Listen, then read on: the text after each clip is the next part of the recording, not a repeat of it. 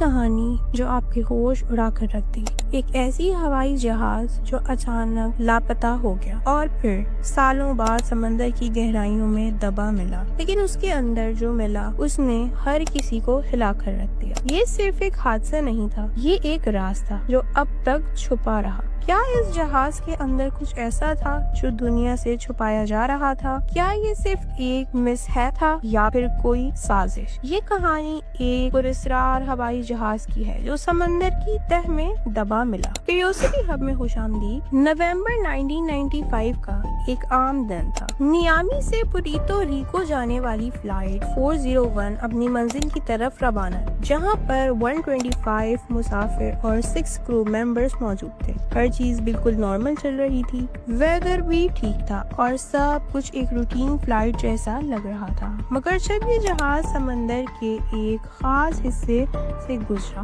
تب اچانک radio contact کٹ گیا۔ ایک ٹریفک کنٹرول نے بار بار جہاز سے رابطہ کرنے کی کوشش کی، مگر کوئی جواب نہیں ملا۔ نہ کوئی میڈے سگنل آیا، نہ کوئی ڈسٹریس کال۔ ایک دم سے یہ جہاز ریڈار سے غائب ہو گیا۔ جب اس کی تلاش کی گئی تو لوگ حیران رہ گئے۔ نہ کوئی کریش سائٹ ملی، نہ کوئی ڈیبرس، نہ کوئی سروائیورز۔ ایسا لگا جیسے یہ جہاز ہوا میں ہی غائب ہو گیا۔ یہ بات اور بھی عجیب اس لیے تھی کیونکہ اس علاقے میں کوئی ماؤنٹینز یا آبسٹیکلز نہیں تھے۔ کچھ لوگ نے کہا یہ ایک برمودا ٹرائنگل کا ایک اور شکار ہے، مگر اس بات کا کوئی ثبوت نہیں تھا۔ لیکن اصل کہانی صرف یہاں تک نہیں تھی۔ سالوں بعد ایک دھماکے دار کھوج دسمبر 2023 میں ایک ایڈوانس اوشین ایکسپلوریشن ٹیم نے سمندر کی گہرائیوں میں ایک عجیب میٹل آبجیکٹ ڈیٹیکٹ کیا۔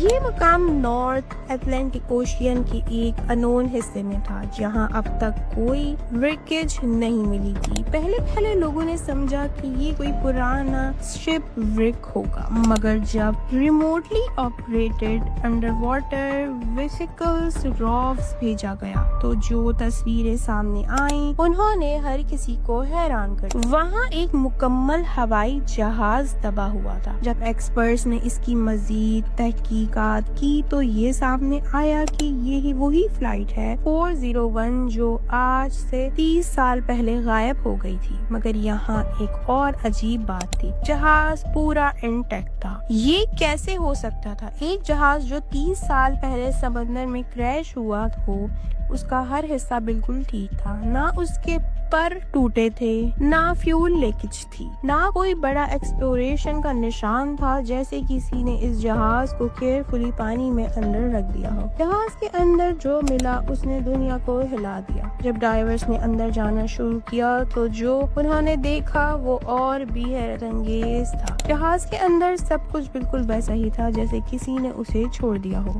سیٹس بالکل انٹیکٹ تھیں، سیٹ بیلٹس بندھی ہوئی تھی، میل ٹرائرز پر ابھی بھی پلیٹس رکھی تھیں جیسے لوگ ابھی تک وہاں بیٹھے ہوں۔ کاکپٹ کا ریڈیو سسٹم آن تھا مگر کوئی سگنل نہیں آ رہا تھا۔ سب سے زیادہ ڈراؤنا منظر یہ تھا کہ جہاز کے اندر ایک بھی لاش نہیں تھی۔ 125 مسافر اور 6 کرو ممبر سب غائب ہو چکے تھے۔ جہاز تو وہاں تھا مگر اندر ایک بھی انسان نہیں تھا۔ پراسرار بلیک باکس اور اس کا چلنگ ریکارڈنگ۔ جب ڈائیورز نے کاکپٹ کا بلیک باکس نکالا تب کہانی اور بھی تجربہ کیس ہو گئی۔